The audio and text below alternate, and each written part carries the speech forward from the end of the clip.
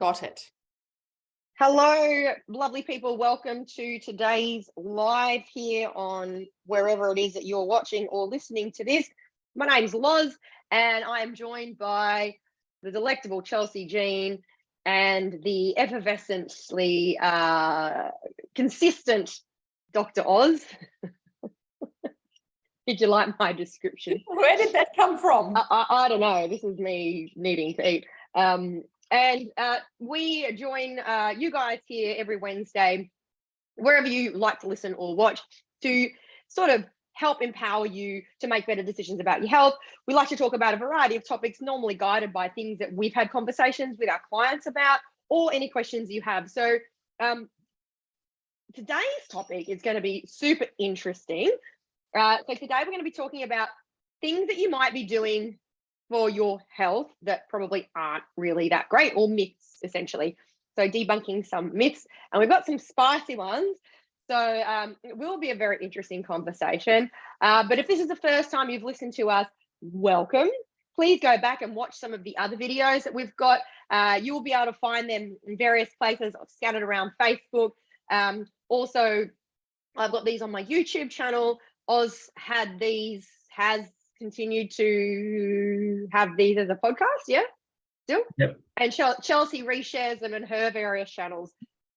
So wherever you're watching this, please hashtag replay if you're watching this sometime in the future. But today it's 11 o'clock Australian Eastern Standard Time here in Queensland on a Wednesday. And we are doing this because we want to empower you with lots of knowledge to be able to make more informed decisions about your health and well-being. There is a lot of stuff going around constantly in various forms of media, and it can become very overwhelming and complicated. We really want to simplify just the information from 3 different perspectives. So I'm Loz, I'm a healthy habit coach, and I really just work with busy people to help them eat, breathe, sleep, move, and hydrate more effectively, because I believe that those 5 habits alone will help you unlock unstoppable focus, performance, confidence, and happiness, health, and vitality. We've also got Oz and Chelsea, and I will let them introduce themselves. I've got Oz here. I'll let you introduce yourself, mate. And I'm going to keep eating. I'm going to just mute my microphone. Hi, I'm Dr. Oz from Vitality. I'm an integrative and peak performance clinician specialized in chronic pain, inflammation, and body contouring. Hi, everybody. Chelsea Jean here. I've got my clinics, Chelsea Jean Lymphatics. I am a naturopath who loves anything to do with detoxing and helping you move freer and get rid of the toxins in your body through the lymphatic system. And teaching you how to do this at home or coming into clinics is a passion of mine too. And I love that you mentioned the word detox, Chelsea, because I think that we should start our conversation on one of these big, hairy myths. Welcome to anybody that's joining us live. Hello, Kiara. I see you there. And if you've got any questions, please put it in the chat. Also, just for the future, if you would like us to cover any specific topics, feel free to just tell them to us. Send us a DM. Put a post on our page somewhere. We always want to discuss things that you guys want to hear about. But you mentioned the word detox, didn't you? Yes. And so let's maybe elaborate on that. What about detox diets, guys? What do we think about detox diets? Because we hear all these things that, oh, you've got to go on like the special detox diet because you need to detoxify your body, blah, blah, blah, blah, blah. What are your takes on whatever that is? Yeah, so with detoxing, I think it's just all about eating healthier, drinking healthier, stop putting the toxins into your body that are causing pain and inflammation and your body to react to.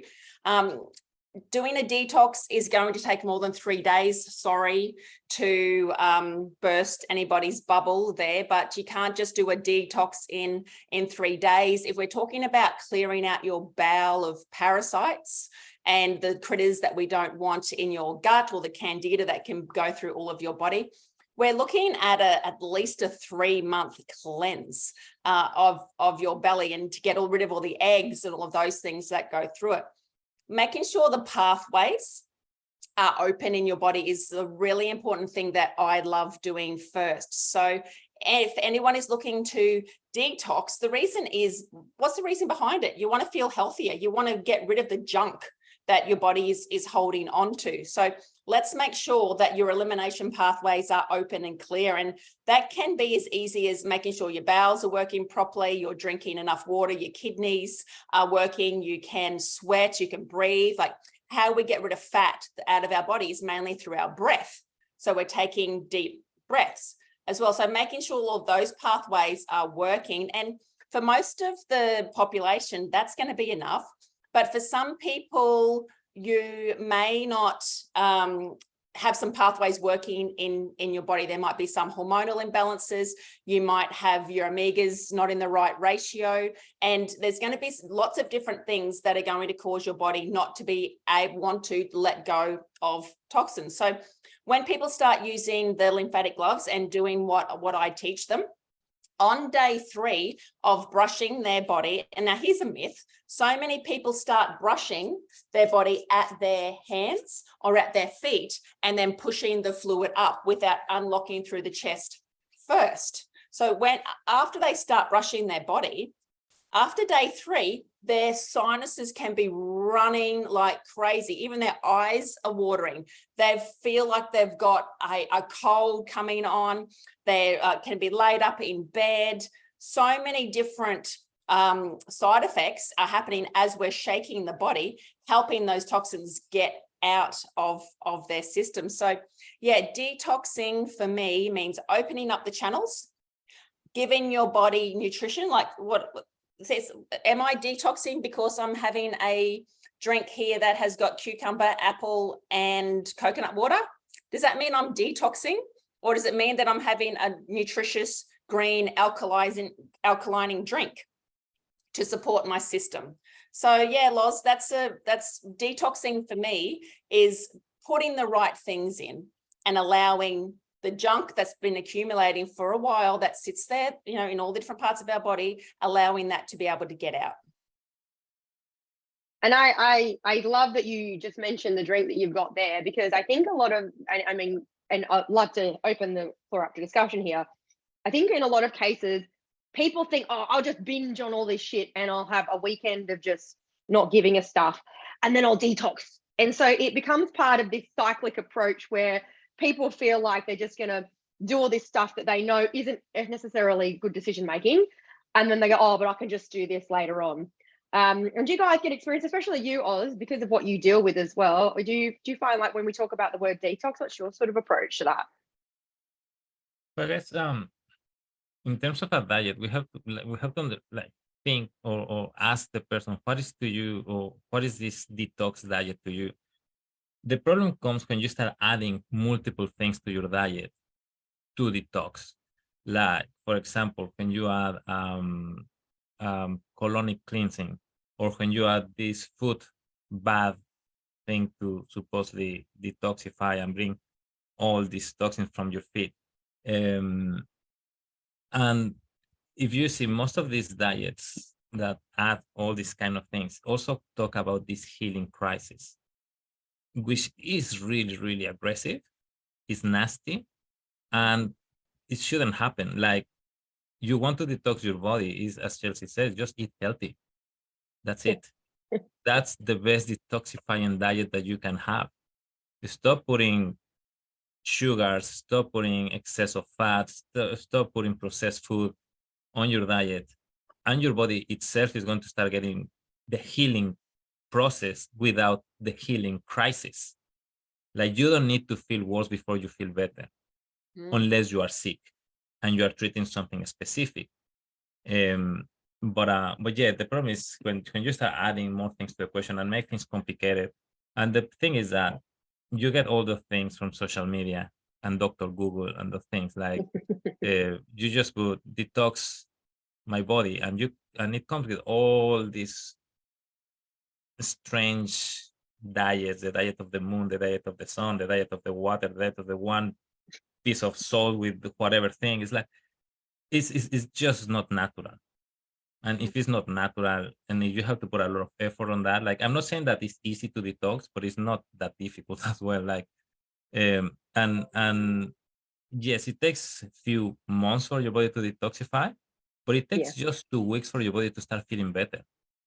So you don't need a crazy diet, supposedly that in 2 weeks is going to detoxify you, when eating normal, eating natural is going to detoxify your body in a natural way, in an easy and gentle way, without symptoms, without any strange thing. And in 2 weeks or less than that, some people even faster than that start feeling better, like start feeling lighter, start feeling more active, less sleepy, no more headaches or things like that. So you don't need to go through that healing crisis. It's like, that's just, to me, the most crazy thing to hear.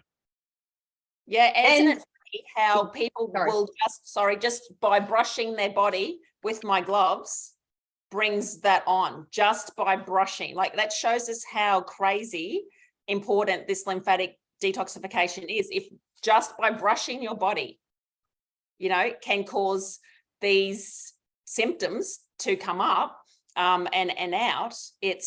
And that's why the sicker you are, the slower you need to do this. It means you need to do it for like longer, but you need to get into it slower. Exactly. Yeah. I don't like the term detox, to be honest. I actually write about this in my book, and I talk about doing a metabolic reset. And that's a really important part of a client's commitment to changing for the long term. And the reason I like to call it a metabolic reset is that, I mean, essentially they're doing a detox, but it's a changing your life and the way that you approach eating detox. So it basically involves following a low inflammatory diet, which I know both of you are advocates for, and then looking at also not just the things that you're consuming, I guess, in terms of food, but other types of things that you've got. You've got your drugs that you've taken, if you've taken a lot of antibiotics, or you're having other pharmaceutical stuff. You've got air pollution, you've got food additives, you've got household cleaners, pesticides, you've got cigarette smoke, and you've also got heavy metals. And so I like to call it a reboot, because it's essentially taking away that stigma of detoxification. Your body can detoxify itself. Your body knows what to do. So it's just giving it, as you said, Chelsey, earlier, it's just opening up those pathways to allow it to happen in an effective process where it's not storing things. And a lot of people, they find, I mean, through any process, and you guys have already articulated that a lot of those symptoms that they've had of dysfunction, so if they've got dysfunctional metabolism, they sort of start to resolve. Some of those things could be like indigestion. You typically find that starts to sort itself out. Fatigue, it starts to decrease. You could have dull skin or really bad skin or breakouts. Muscle pain and bad breath, they're the top symptoms that I find a lot of people have. But yeah, I think just by referring to it as something else potentially, and not adding more to your, as Oz said, not adding more to your daily routine, I think is super important. Going back to basics and having really nutrient-rich foods. Once you do that, guys, your things will start aligning the way that they need to. So having good, high-quality foods, and I would say preferably organic, but we're going to talk about that because we have, that's another one. Having enough fiber and enough water in your day, adding polyphenol-rich supplements to your diet can be useful as well, especially if you are struggling to get enough in through food. Unfortunately, most of us don't consume enough polyphenols, and Oz knows that. And retraining yourself to breathe through your nose is really important. Chelsey mentioned earlier about breathing and allowing your body to be able to breathe properly. And most people actually don't even know how to breathe properly to begin with, because they breathe like this all day. And then also focus, if you can, on eliminating overconsumption of things like caffeine, alcohol, say tobacco and sugar. So I call it CATs. You're eliminating CATs or decreasing CATs, the caffeine, alcohol, tobacco, and sugar.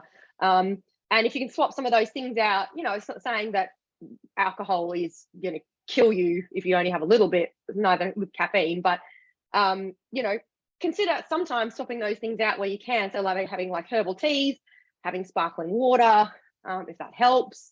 Yeah, I don't know, finding time in nature. I think that if you spend time in nature, that's a big detox on its own, really. But let's talk about organic food. Another myth. Organic food is healthier for you. True or false?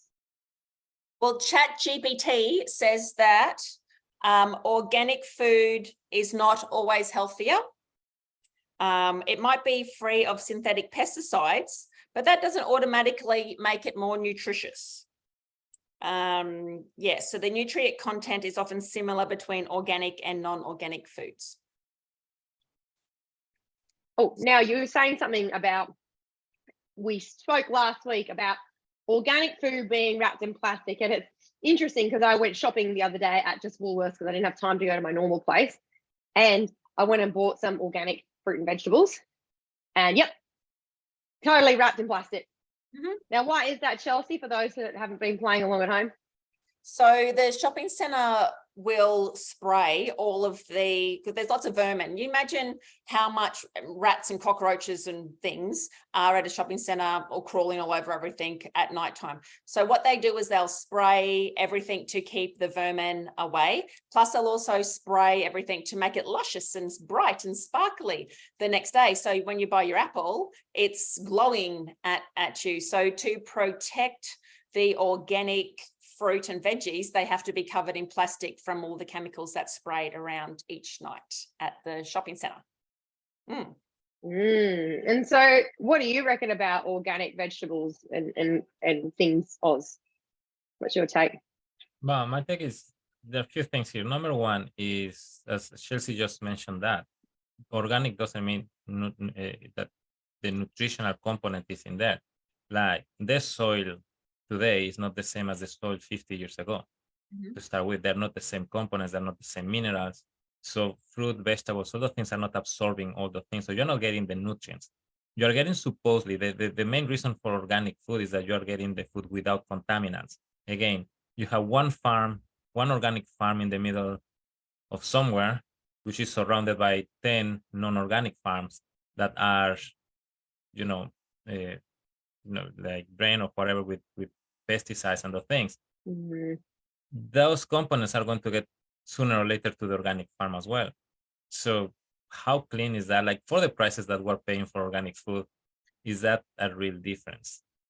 I don't know. To me, if you want to pay for that and think that is better, yeah, it's okay. If you have the means to pay for that and to afford that, do it. But if not, I don't see that. Like, to me, it's still not a huge difference to say, yes, I should go for organic more than for like normal fruit. To me, it's still not something that I will try, like, religiously speaking. Yeah, it is a contentious topic, right? I mean, and from what we spoke about last week, some products, they talk about being organic, but it only has to meet certain minimum requirements. It's like free range eggs. As long as the chickens have this very specific level of space, which is not that much, that's outside of a coop, basically, then they can classify it as being free range. And it's not that big. It's not like they're running around a field. You have this vision in your head of these free chickens in a big rolling hill scenery, with grass, and they're just eating, and it is like, you think that, but you actually see it in real life. It's like, oh, okay. Same thing goes with organic food sometimes. So once again, inform yourself and understand what the benefits are. I always wash vegetables anyway. I use a wash, and I like to soak things so that if they do have pesticides, you are removing a lot. But it is hard, and it does come to budget. I mean, organic price tags do warrant quite a higher fee a lot of the time, but shop around, go to markets sometimes as well. I was just going to say, if you can't grow your own, go to markets, and try and buy from the producer. So you are cutting out that middleman, the big grocery stores. What's another topic that you'd like to talk about, Chelsea? You've got a whole list. Well, I just want to say also, if you are going to grow your own, try to get heirloom seeds. Like, don't get the already modified seeds as well. So the whole list. There is Monsanto. You don't want Monsanto knocking on your door. No. Dairy products increase mucus production.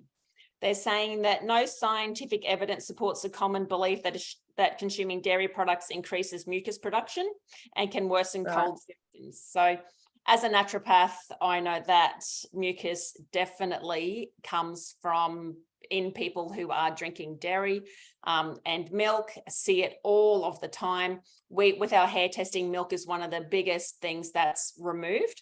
And really, like, this is going to sound a little bit gross, but people from the dairy industry have said to me that, Chelsey, it's all of the vaccines and antibiotics and everything that these cattle are given to be mass milk production machines, that the milk is more pus than it is milk. I've heard that too. Yeah. And they're saying that that could be a cause of it. I know people that go and buy, and I'm not sort of condoning this, but I know people that buy like bath milk, which is not homogenized. And then they drink that. You just got to be a little bit careful because of bacteria. But I don't personally drink milk. Having a condition like a bowel condition where I get overproduction of mucus, which is very painful, I always know that if I ever have dairy, it makes it worse. And I always get postnasal drip. And it's funny because as a child, my mum just thought, have a glass of milk. I used to put lots and lots of Nesquik in it, even though mum never would want me to. And I would constantly be sick. I would feel sick in the stomach and I would get this postnasal drip. So just this mucosal stuff going down the back of my throat, constantly just clearing my throat all the time. And it's interesting because, for somebody that doesn't have a dairy allergy, I actually have an intolerance to casein, which is a protein found in dairy products. But I would say that I would disagree with the advice there that they've suggested, and that it does increase mucosal production. Yeah, we see it a lot. And that's one with gluten as well, is one of the big changes that people can easily do on their own, is remove the gluten, remove the dairy, and you will definitely see changes. You don't need medical help to do that. You can remove the gluten and the dairy from your diet. And just trial and error, there are lots of alternatives to milk. I mean, I have lived a life for the last however many years now with very limited dairy products. That's just because I enjoy the taste of cheese, which I shouldn't eat. But it's very easy to live without having, milk in your diet. And people go, "Oh no, I need milk in my coffee." You don't really need milk in your coffee. Go, but have an alternative. Have an alternative. Yeah. And what do you think about mucus and milk? Actually, what I was going to say is the opposite for what you're saying, because for most people, the alternative options for dairy are not really too appealing. Like, taste is not the same, texture is not the same. So it's really difficult to get, it becomes a kind of an addiction to dairy products because of the taste that they have. And it's difficult to go from, I'm a milk person. I love milk and I always drink milk.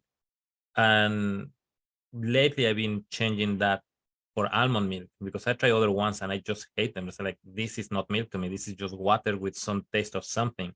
And the almond milk was a little like this. If I put almond milk and I put some protein powder, it kind of make it feel like milk.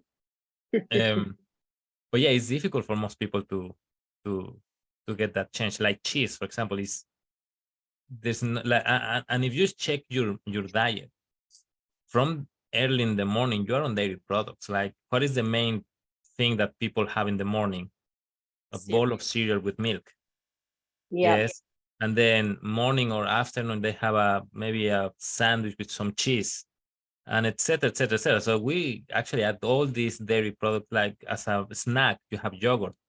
So it's really difficult. I think the body gets so used to the taste and the texture of the dairy products that it's really difficult to find an alternative. And it takes a while to get used to the alternative.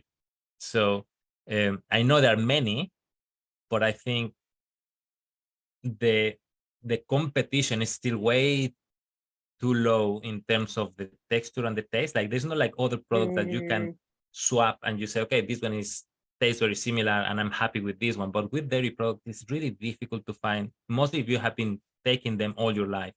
Like someone on his 40s, on his 50s, that having a milk person all their life, to swap from milk to an alternative is almost impossible. Like, they just the taste is not the same. I guess is not the right advice, obviously, but it's something to it's take a factor. It is a factor. I know, talking to my parents-in-law, who, my father-in-law particularly grew up on a farm, you know, and they're in their late 70s. So milk milk and gluten have been big staples of their diet. And, you know, I've talked about milk and stuff. And so my mother-in-law is starting to get allergies to things all of a sudden. So she's breaking out. It's terrible. Her skin is really, really itchy. You know, she's getting brain fog all the time.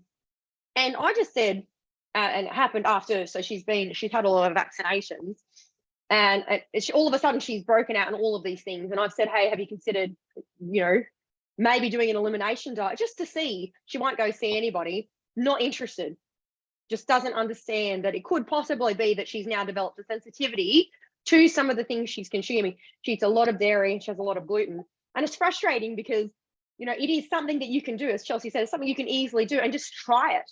Just try it for a couple of weeks and see if some of your symptoms resolve. But as Oz said, it is hard to break those habits, especially if it's that palatability that you're after and the texture.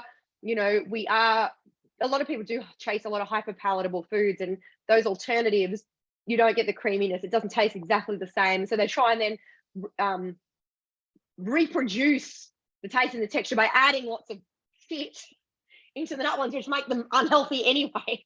So it is kind of, it's one of those contentious subjects, I guess, which is personal preference. But yeah, I always suggest to clients when they do have a lot of these symptoms and they're talking about digestive upset, you know, speaking to a naturopath and just, you know, self-testing. Just, you know, go off the product for a couple of days even, and see if you notice any symptom relief. But gluten is another one, and I think we might use this as our last topic of conversation. So what's the myth about gluten, Chelsey? So they've said that gluten-free diets are healthier for everyone. Unless you have celiac disease or gluten sensitivity, there's no proven benefit to a gluten-free diet. In fact, avoiding wheat products can result in a lack of essential nutrients. Interesting. Yeah. So that would be great if we still had the ancient grains, if we still had the wheat that was grown back before the wars, when our body had the enzymes to break down that wheat and we could like use it. But since they GMO'd most of the wheat only grows like to this height now instead of up here. Our body doesn't have those enzymes. Our body doesn't know that this chemical Z4-732 whatever has been added to the wheat to change it. The stalk is thicker. Like there's lots of changes, and our body hasn't been given how we don't have the enzymes to. A lot of people don't have the enzymes to break that down. So that protein, that spike protein, just keeps going through and through. You know, around, can stay in your body for 3 months, causing autoimmune issues, poking holes in your gut and the lining everywhere. And yeah, so it would be great if we could break down all of this man-made wheat now, but a lot of people can't. So yeah, having enzymes, if you're going to eat wheat, can really help. If you're going to be having lots of bread, and just like Oz said, it's a staple to have. You know, my kid, I don't think has ever had, maybe one. We've never had white bread in the house ever. There are so many things. Like, I am that mother whose kid, we go to a birthday party or something like that, and he's never had a can of. He's like 17 now, but soft drink, no. He's never had 2-minute noodles. Like, maybe he's had it once or twice. He's never had mac and cheese.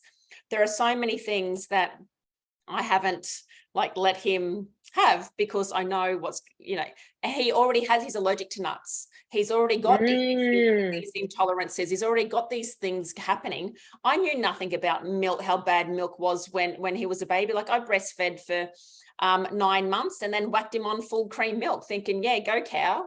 And, you know, then all of the things that can be caused, you know, from then. I wish I knew now. So much bringing him up, but I'm super glad that I didn't add all of these additives and crap into his diet growing up, because he doesn't look for it. Like Oz was saying, he doesn't have that that, you know, wanting to, that comfort of I had this when I was like the go-tos of Yeah. fasting. So it set him up hopefully now better for his diet and his nutrition and everything. Like he's amazing. So yeah, I went off topic, but there. Yeah, All right. Dos wanted to say something. your body won't ask for something that it doesn't know. And if you don't give sugar, it's like the same with my kid. We don't give him soft drinks. He has never had a soft drink. He's 8 years old, but he hasn't had a soft drink. And then we go back to, like, I want to ask you something, because I think when you said that gluten-free diet is not, I think you say it's not good for people with celiac disease. Is that what you said? It says, so this is ChatGPT, unless you have celiac disease or gluten sensitivity, there is no proven benefit to a gluten-free diet. Okay. Yeah, because I understood the opposite. So like, what for celiac disease, that's the main diet that you get. Like, anyway, okay, yeah, understood. But I guess we go back to the part of amounts, right? Like, if you eat, like, we're not saying that you cannot have some gluten in your diet, but if everything is gluten rich, at some stage your bowel is going to say, okay, that's it, man. That's all I can do. So we go back to the balance that we always talk about. Like, yes, try to get rid of as much as you can of things that are not healthy for you, but sometimes it's impossible. Like, I won't say that my diet is 100% healthy. Sometimes, yes, I want to have the piece of cake. Sometimes I want to have a sandwich. Sometimes I want to have and I don't have time to get something and I go for a Subway. That's it. Like, you do it, but then you know that you did it. And you try to compensate for that in a positive way. In my case, if I do something that I know is not really healthy, well, I know that that day or the next day I'm going to be exercising more, or the rest of the week I'm going to be dieting more strict in some ways, or maybe I'm going to add a little bit more of the supplements that I know are going to help me to get rid of all the things. So as long as you take a conscious decision of what are you doing, and just not do blah blah blah and eat like everyday eating. Like, it's not like you're going to go and eat everyday pizzas or junk food or fast food or whatever thing that you find in there. It's like you take a conscious decision. Today, you know what, I don't have the time, I'm going to have this, but I'm going to do something to compensate for that. More exercise, more walking, sleeping better, drinking more water, doing something to compensate on that. So it's not being, because the more strict you are with your diet or with anything in life, the less you want to eat, the less you enjoy it as well. So I guess with diet, that's the main thing. Like, with most of my patients, they say, look, I don't want you to be like really strict and crazy about not eating anything, unless you have a specific problem where I need to be that strict. But if you don't have that specific problem and it's just to get you in a much healthier state, it's like, you know what, this is what is good for you, this is what is not good for you. Take a decision, but try to get the good ones less from the bad ones. And if you take the bad one, then compensate with something else. Give me more exercise, give me more something that is going to compensate for that. I always say the piper has to be paid. So when you do make decisions, you know, at some point you have to, something has to give.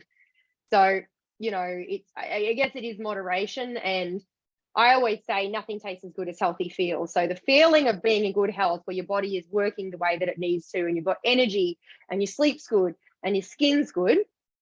If you know what that feeling is like and you put rules and boundaries in front of yourself, it is easier to navigate challenging situations when it comes to eating. I give the example of, just to wrap this up, if you are a vegan and you're at a birthday party and somebody walks in front of you serving sliders with beef on them, okay, and you would automatically say, no thanks, I'm a vegan. Now, you may not have any other reasons to be a vegan other than it's just an ethical choice, or for whatever reason. You don't actually have a physiological, a biological reason not to eat that. But you've put a boundary and a rule in place, and you automatically, you'll notice all the vegans, they go, no, I don't eat that, I'm vegan. And it's just a rule you set for yourself. And so, you know, what I find is just setting rules for myself. It does become a lot easier to go, oh, no, I don't eat dairy, I don't eat gluten. Or sometimes if I'm at an event, you know, and they've got some spring rolls and I know that there's not certain things in them, I might just have a spring roll because I just feel like a spring roll will be okay. It doesn't have a lot of gluten in it. But at some point, if I was to eat too many of those, I would then have to deal with the consequences of that at a later date. So it's about offsetting things, right? And I think when people can start to set those boundaries, and I think that's a big challenge for a lot of people, is they don't know how to set boundaries for themselves. They don't educate themselves effectively, and they always externalize the blame somewhere else. They're like the 3 biggest consequences. I've actually written here, you know, people need to be more proactive, right? Like, and we have to have desire, a dedication, and the discipline to want to live the life that we want to live. And so it is up to you guys. It's no one else's fault. If you are having lots of challenges with your health, take it on board to start educating yourself to make better decisions, because it's up to you. It's totally up to you. It's not up to your doctor. It's not up to your family. It's not up to any of your friends. It's not up to the media. It's not up to the government. It's up to you to make decisions about what it is that you would like to do and what you want to achieve. And then just making decisions and deciding what it is that you're going to actually do and the actions that you're going to take to create that life. It's been a great conversation, guys. Thank you so much for joining us. If you were in here live, you're watching this replay, please hashtag replay. It's always a pleasure. If you've got any questions, always pitch them to us a little bit in advance. But we'll be back next week, same time, same place, here on Zoom, 11 a.m. AEST. And I see a big thumbs up from Oz, and a double thumbs up from Oz, and a big wave from Chelsea. And I'm going to do a wave and a thumbs up. Thank you, guys, and see you next week. Ciao, ciao. Bye now.